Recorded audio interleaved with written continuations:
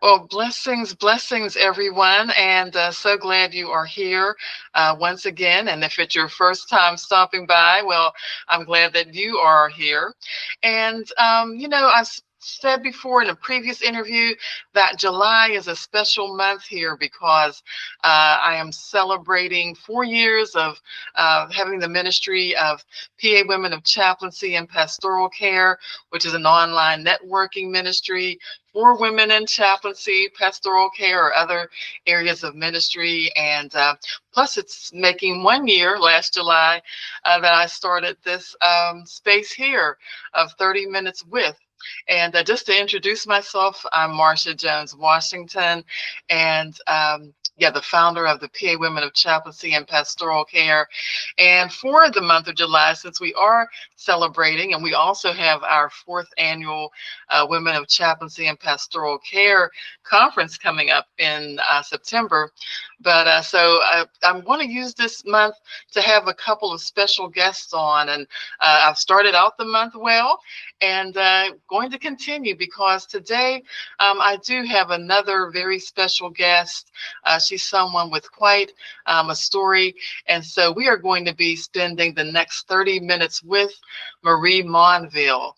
Marie, how are you today? I'm good. Thank you so much for inviting me to be part of this, and congratulations on 4 years. What an accomplishment. Oh, thank you. Thank you. Yes. And, Marie, as I said to the viewers and listeners, you have quite a story to tell.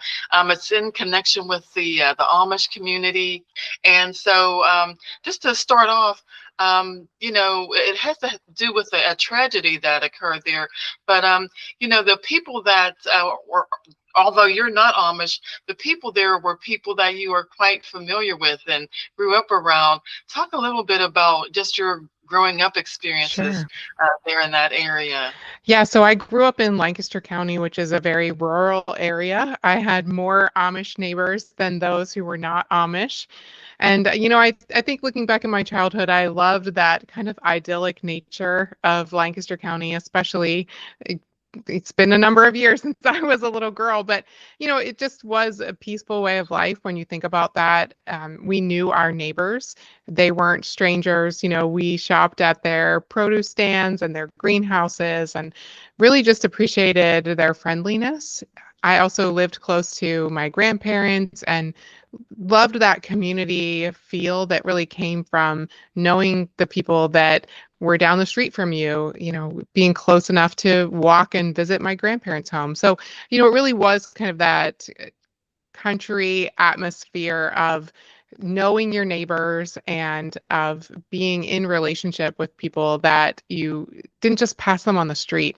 I think 20, 30 years ago or so, it did feel a little bit different than things do today, but it was a slower pace of life, and really that aspect of engaging in conversation and being friends with those that were nearby. Yes, and I grew up in that same sort of community, more towards the city of Pittsburgh, but still, it was like you're saying, it seemed everybody knew everybody. And, I would even sometimes say, my mom knows everybody, but Yes. it was just, that type of thing where everybody just kind of knew each other. And, you just get a really sense of community when you grow up like that. And so now we're going to speed ahead a little bit because we do Sure. only have about 30 minutes. But so you get into your teens and you start dating, or at least Mhm. there's one young man that you start to date, which that leads to a marriage proposal. And his name was Charles Roberts, or you called him Charlie. Mhm. Um, So, what was it about Charlie? What type of characteristics did he have that made you accept his or caused you to accept his Yeah. proposal? Yeah, I think, one of the things that really stood out to me about Charlie when I was first getting to know him was that he had a very large family. His aunts and uncles, they all had, many children. And so he was the oldest one out of all of his cousins. And whenever they would get together, it felt like 20 or 30 little kids running around. It might not have been quite that many, but there were, quite a few of them. And he was always so protective of his younger cousins, so helpful, just looking out for them, wanting to include them if they were playing basketball. You know how it is sometimes with teenagers, they don't want the little ones to play. And he was always right there to encourage others and bring those younger kids in. He was very quiet, very reserved, definitely an introvert. And I would say I was more of an introvert in that period of my life too. But I could see that there were characteristics of who he was at the core of just the essence of him that were really, kind of drew me to him because, we shared a lot of things in common as far as faith and things like that. We met at church. But I think when I saw the way that he related to his family, and especially in the way that he looked out for his younger cousins, that was definitely something that stood out to me. Okay, all right. And so, again, you two do marry, and it Hmm. seems you begin to, try to have your own family, or you're setting out to establish your own family. But there were some child losses early on. Hmm. Um, do you, looking back, do you see where maybe he these losses impacted him a bit differently than you, or he healed a bit differently, or did he heal from those Yeah. losses? Yeah, so we lost our first daughter at 26 weeks of pregnancy. She was born premature and only lived for 20 minutes. And when I look back at that time in my life, for me, it was a place of really leaning into faith, of trying to understand where God was in the midst of my grief and really trying to understand what grief even is. I don't think our American culture does a great job of grief education. A lot of us just kind of figure it out as we go when we find ourselves in those moments. And so I went to a support group for parents who had lost children and tried to do those kind of things that would enable me to not just feel alone in this, but to find other people who were also kind of making their way through. But that wasn't something that appealed to him. And so I thought we were both kind of on this parallel path, albeit different, in the way that we were processing our grief. He still went to church with me, and it didn't seem like anything was necessarily out of the ordinary. We had a second loss of pregnancy, an ectopic pregnancy, a couple years later. And at that point, I was done trying to get pregnant. I had really had this moment where I felt like the Lord was telling me that I would have another child. And so I was clinging to that promise, but I was kind of done trying to make it happen, so to speak. And it wasn't long until after that that I did find out that I was pregnant. And that third time I kind of felt like this is different. There's something different about this one. And I believed that this was going to be that child that I had felt God speak to me of and to promise. And so for me, that season really felt like a season of joy. Both still, though, having that understanding that sometimes pregnancy doesn't result in you bringing a child home from the hospital. There were those doubts and fears that I had to battle through. But when I look back on that season, I see it as a time where my relationship with God was strengthened, where I learned how to lean into Him in a way that I wouldn't have known outside of those losses. And I think I just assumed that Charlie was kind of on that same path with me. There would be times that I could see that it was bothering him. Certainly after we had children, we would be getting ready for Easter, and he would talk about the daughter that we had lost and what would life look like with her and how would things be different with our other kids and what would their relationship look like and all of that. That felt very normal aspects of conversation to have.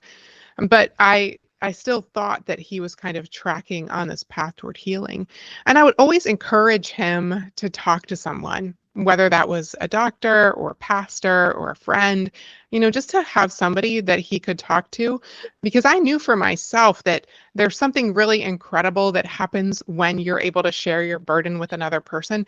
It's not that you're looking for them to fix it or to help you find your healing, but it's the fact that you're no longer carrying it alone. And I that's one of the things that I love about the work that you do and the work that the other women do who are part of your ministry, that they're coming alongside of people so they don't have to walk through things and be alone. And unfortunately, Charlie just wasn't in a place of wanting to do that. He said, I'm fine. Men don't talk about their problems. I'll get through this. But I think now we all see things that we didn't see in the moment. Looking back, if I could go back to those conversations, I think I probably would have advocated harder for him to do that. I don't know that it would have changed anything. He was very determined. When he made up his mind about something, there was just no changing it. So I don't know that it would have, resulted in something different. I don't think he would have talked to someone, but I think it really just gave me a different viewpoint on mental health and the need for people around you that can listen and do want to support. Yes, yes. And Marie, I want to say I am sorry that you experienced those losses, but I had similar losses. For me, it was an ectopic pregnancy first that Mm, I experienced, and then a few years later, a miscarriage. And for me, what helped is like all during it started maybe junior high and then some into high school writing poetry. And for whatever reason, once I experienced that ectopic pregnancy, it kind of got me back to writing again in terms of writing poetry. I guess it was just yeah. my way of expressing my feelings about Yes. that situation. But then I went on realizing, okay, I just can't write about my disappointment or anger about this. And I just started writing some other things. But there has to be some type of outlet, I'm saying, some type of healthy outlet. Otherwise, those kinds of things can begin to eat away at you, I feel. Um, and so, but now, as you had touched upon, you did go on to get pregnant and you went on to have three children. Yes. And so I'm sure at that point you felt like, things were going to, just maybe the ordinary ups and downs of marriage or ups and Sure. downs of life. But then October 2nd, 2006 came, and that was a day that even seemed to start out like a normal day. I mean, you saw your children off to school, and but then there was that phone call that came that morning from Charlie, and I'm sure that definitely turned the course of things. What was that phone call about? This one I'm referring to. Yeah, so you're right. We went to the bus stop that morning. Two of our kids were old enough to go to school, and I had the youngest with me. Around lunchtime that day, Charlie called. I was expecting him to be home around lunch. He had told me he had some things to do for work that morning, but I always went into our one of our kids' classes in the afternoon to help. And so I was expecting him to be home. But when he called, he said to me, Marie, I'm not coming home. And I could tell by the sound of his voice that he meant it. His voice was flat and cold and lifeless, unlike anything I had ever heard before. And so, on one hand, I was trying to listen to the things that he was saying. And on the other hand, it was as if I could see my whole life flash before my eyes. The things that he were saying were just didn't make any sense to me. But at the end of the call, he said, I left a letter for you on the dresser. Please tell our family that I love them. And when I went to read his letter, he was not a writer. When he would give me a birthday card, it was maybe two sentences. That just wasn't his thing. And the letter that he left for me was several pages long. And when I saw that, I thought, I've never seen a suicide note before, but this must be one. I was concerned by the tone of his phone call and what he had written in the letter, that he had planned to hurt himself, but I had no idea that he meant to hurt anyone else, much less children.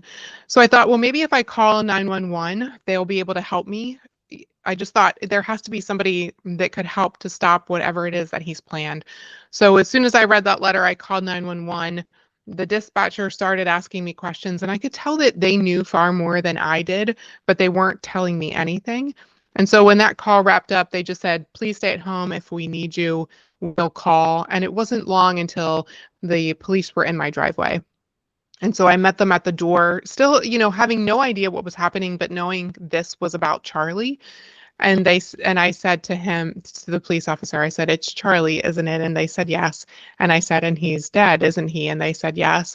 And then they came in and then told me what had happened that morning, and the way that he had taken the schoolhouse hostage. And I think for me it was just this moment of shock to think that this man that so loved his own children, this man that I was drawn to because of the way that I saw him so attentive and careful with other kids, that he could possibly do what he had done. It just didn't make sense to me, but there was sort of no way to deny that, because it was as if it was staring me right in the face through the faces of these officers. Yeah, yeah. Um, and how difficult too that must have been for you to hear. Like you're saying, just knowing that it just sounded so different. This man that they were talking about sounded so different, I'm sure, than this man that you had come to know and love over the past, was it 10 years, I guess it had? Almost 10 years. Yeah, we were just a couple months away from our 10th anniversary. Yes, yes. Yeah. Um, but there was one story, and I haven't listened to your audiobook. I'm going through it the second time, your audiobook, One Light Still Shines, and I believe it's My Life Beyond the Amish Schoolhouse Shooting. Um, you know, One thing that I saw that it just caused me to appreciate how much, as a young woman, that you had this connection with God. And you talk about, as the police were there, they're talking with you, and you seem to have somewhat of a vision of this flower with the petals. Yes. And do you want to talk a little bit Yeah, or share sure. that? Yeah. Yes. So after they were finished questioning me, there was one officer that had stayed behind, the others had left, and they'd encouraged me to take whatever I thought I might need and leave my home for about a week. They said the media is coming. You should not be here. Go somewhere else. My parents lived down the street and around the corner. I knew it wasn't really far enough, but in the moment, you just want to go to your parents' home. And so I was packing up things and literally in wash baskets and taking them out to my car. And as I came back inside in my living room, I looked up at the ceiling fan, and I felt like it was as if I was looking up at the Lord, and I saw this vision of a tulip with its petals. And in that moment, I felt like the Lord was asking me to make a choice, a choice to believe what I would choose my life could be, that I got to decide. I got to make this choice in that moment. And I knew that, as I kind of saw those flower petals falling in this vision, that I could choose to believe that we were going down like the fastest sinking ship, or I could choose to believe that God is who he says he is, and that he will rescue us and that he will walk with us. And so that day, I just stood in my living room and I closed my eyes and I prayed a prayer and I said, God, I know that the enemy thinks that he's won. I know he thinks he's won in the schoolhouse, but he has not won here. And this will not be the day that my kids look back upon and say, from October 2nd, 2006, our lives were over. Yes, this will be a very hard day, and undoubtedly it will be a very difficult season. But God, I believe that we will be victorious because of who you are. Whatever you can do with this, do it. And when I think about that prayer, it's probably the only prayer that I remember clearly that I prayed, and that I remember the words almost 20 years later. And I Mm. don't believe that the Lord needed me to make that decision. I think I needed to make that decision, because it's true that whatever our perspective is, that's what we're going to see. Whatever we've decided, our brain is going to find the evidence to back up that belief. And so if I would have chosen to believe that day that my life was over, I think God would have done all of the amazing things that he's done. I just don't think I would have been able to see them or believe that they were for me.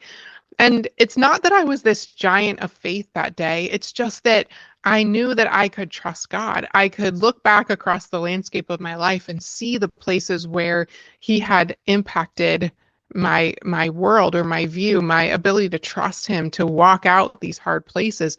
And I knew that God doesn't see things as harder or easier. It's all the same to him. And so if he could walk me through the things in my past, I knew that he could walk me through that moment. And so for me, that decision was really one born of trust and relationship, of knowing that God was already there and that he was walking with me.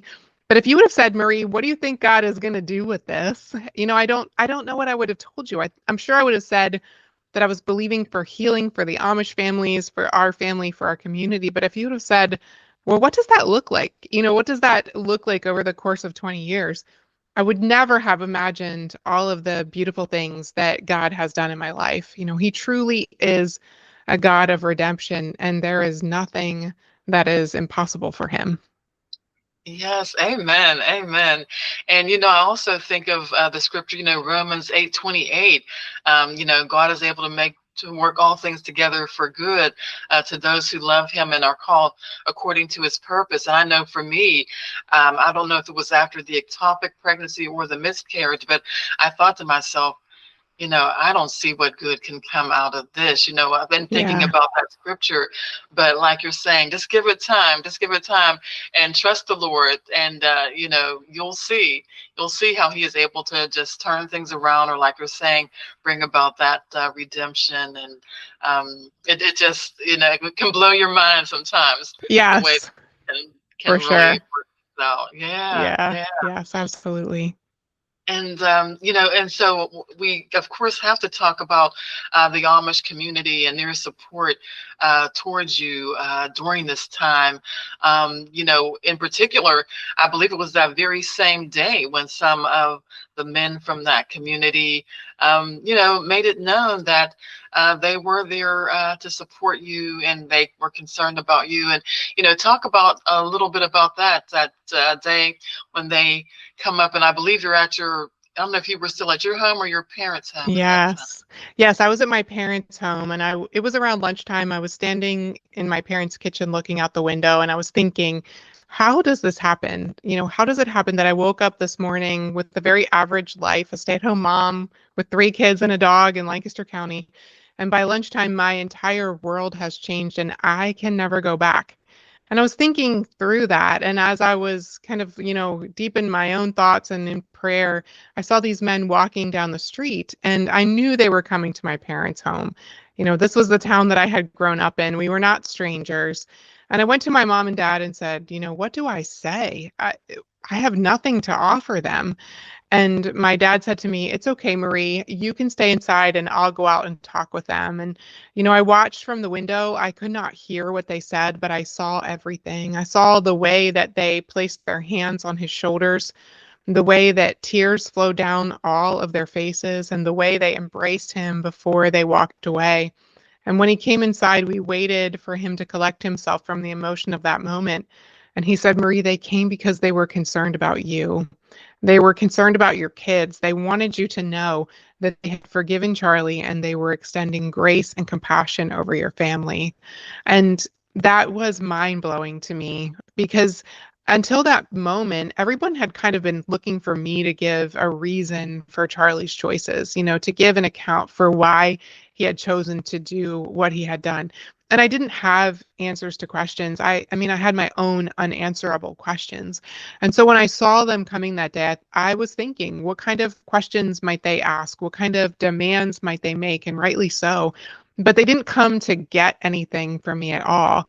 Instead, they came to give this gift, to talk about the forgiveness that God had already purposed inside of their hearts and the way that that forgiveness had then prompted them to action. Mm, mm. And so then, Marie, after all of this has happened, I guess this became somewhat of a week of funerals, and Mhm. the funerals of these children whose lives had been taken, and then, of course, Charlie's funeral, and it seems even there, the Amish community came out to support you. I mean, Yes. what happened that day? Yes, that was just another one of those moments that I'll never forget. So we had the service at one church, and we were driving to another church where the burial was going to take place. And the police had assured me that there wouldn't be any reporters allowed on church property. And I was concerned about that because I had worked really hard that week to keep my picture, my kids' pictures out of the newspaper. And when we pulled into that church parking lot that morning, just across the street from the church was this lineup of reporters, and they all had cameras with lenses the size of telescopes. And I was thinking, God, how are you going to protect us? I do not want my kids' photos taken. I don't want this private moment of our grief broadcast for the world to see.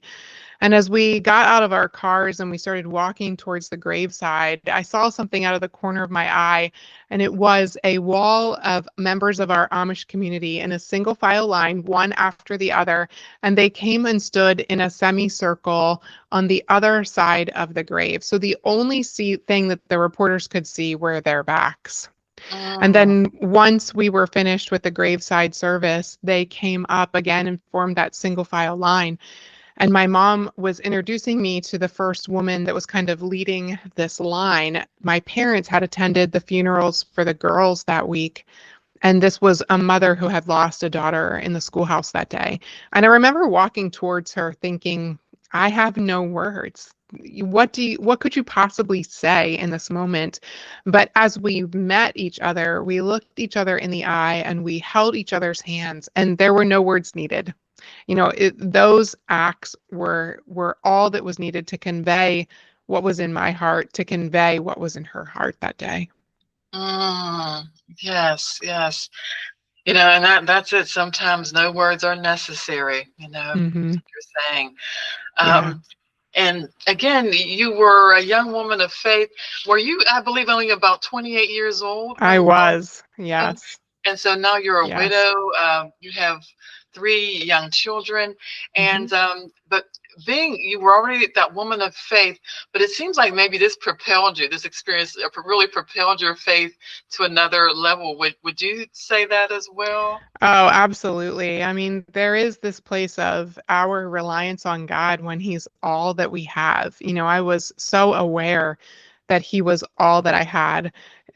People would ask me, how do you sleep at night? Aren't you afraid? And don't you think somebody could retaliate and do something? And I said, I just honestly slept with my Bible open on the bed next to me because it felt like that was God's presence was with me. And I think we all have those moments where we kind of find ourselves in these wilderness places, and it's not that we want to go there, but God gives us an invitation to find Him while we are there. And I get that we all walk through different circumstances. No two journeys are alike. And certainly when I share my story, lots of times women will come up to me and say, "Oh, I've gone through this thing. It's not nearly like what you've gone through." And I always say, pain is not a competition. But I think the truth is that we do find ourselves in these wilderness places, and it is an opportunity to see God and see ourselves, see who He's created us to be in a way that we're just not going to find, unfortunately, on the mountaintop. I think we'd all would say, like, yeah, I'd rather have that mountaintop view than the one that we're going to find in the valley. But there's something really beautiful that God does when we're in those valley places. And so, I would never choose the circumstances that I've walked through, but I also can't imagine living any other life but this one. I love what God has done with my life and the way that He's met me. And it doesn't mean that there haven't been hard days since then. I mean, of course, it's been almost 20 years. There's been a lot of them. But I look at my life and I look at what God's done, and I can't imagine not living this. Yeah, yeah. And I'm really so looking forward to meeting you in person because you are our keynote speaker for our fourth annual Women of Chaplaincy and Pastoral Care Conference. Um, but for the first, at least it seems the first several years or so, you really, weren't sharing your story or your testimony. And what led you to start talking about it, or was there any particular turning point where you felt, it's time to start sharing this now? So actually, the first time that I spoke was at Christmas time that year in 2006. Someone had invited me to share at a women's Christmas breakfast. And so I just did things very rarely in those first years, just as opportunities pop up. I think a lot of people were quite respective of me and my kids and kind of the healing process. My goal has always been to say yes, whenever I'm given an invitation to share what God has done in my life. I think for me, it was always that knowing of we all go through hard things. And even in the early days, I could see the way that God had walked with me, the way that he was giving me strength and faith and courage and trust in him and all of those things that we all need. And I thought, I want to share this because I want other people to know that they can rely on God too. That if he could do, cause some kind of redemption and restoration out of this thing in my life, what does he want to do in theirs? And I think for me, really, the point at which the speaking kind of took off in another dimension was after I did write my first book, One Light Still Shines. It gave, an opportunity for people who hadn't heard me speak to really hear what God had done in my life. And so all these years later, I still love speaking. I love the opportunity to connect with others, to encourage them in their journey, to answer their questions, to walk through life with them, reminding them that God truly is a God of miracles. Yes, yes, amen. And of course, now you're a part of a blended family. I mean, you did Mhm. go on to remarry, and so how many children altogether, and grandchildren, I believe, at this point, right? Yes, yes. So my husband's name is Dan. He had two children when we got married. I had three. We adopted our youngest from South Africa. He is 20 now. So we don't have any little kids at home, but we have three grandchildren, and being a grandparent is a whole entire other level of fun. So Mhm. yeah, just really enjoying our lives and the redemption and yeah, just everything that God has done. Yes, and I know that you also, in terms of ministry, you have a podcast, and talk a little bit about that and how long you've had Sure. it, and yeah, Yeah, so my more about. podcast is called To Help You Heal. I started that when I wrote my second book, which is also called To Help You Heal. And it's a 10-minute podcast. I do various episodes on different aspects of healing. Sometimes that's from a faith-based lens, sometimes that's aspects of psychology, different practices that we can use to help us heal.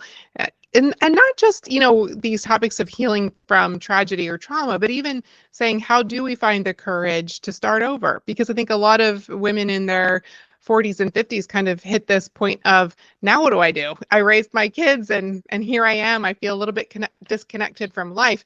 And so really just the emphasis on healing in any stage of life to find what God has for you and how to move forward. So I've been doing that for a couple of years. I decided to take a sabbatical for the summer, so I'm not recording any new episodes, but there's tons of previous episodes out there, a little over 150 episodes.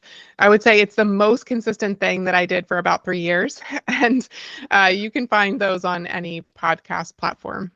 All right, great, great. Yeah, And again, I'm so looking forward to meeting you in person.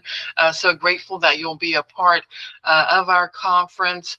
Again, everyone, it's the fourth annual Women of Chaplaincy and Pastoral Care Conference that is taking place in Pittsburgh on September the 19th. And so if you would want to even meet Marie in person, she's going to be our keynote speaker.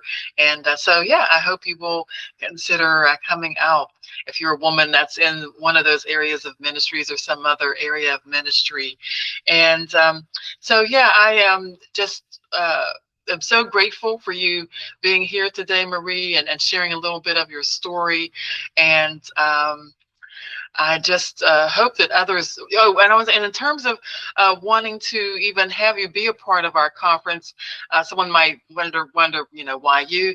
But I felt like your story is one of such resilience. We hear a lot today about resilience, and for those who are in chaplaincy, depending upon the what type of chaplain you are. I know when I was a hospice chaplain, of course those were people that were ending or nearing the end of their lives, but sometimes if you're a hospital chaplain or in some other capacity, there could just be individuals that are struggling. And we are always looking for ways to encourage those individuals and give them some sense of hope, and your story certainly has that. So thank you. I'm sure you'll have some, yeah, I'm sure you'll have some Yeah. nuggets to share that others can carry out into their work. Yes, I'm So, so excited to join you in September. Okay, great, great. Well, listeners, thank you for joining us. Listeners and viewers, thank you for being a part today. And until next time, I certainly hope that you will be encouraged, be well, and just be here next time for another 30 minutes with. All right. God bless you.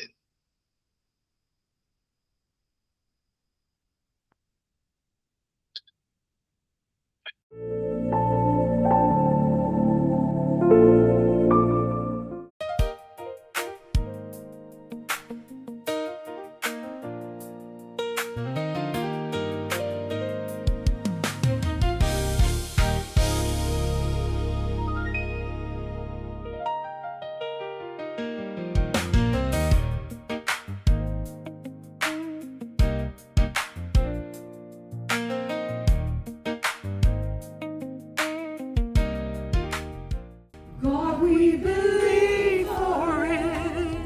What are you believing for this morning? He said it, he'll do it.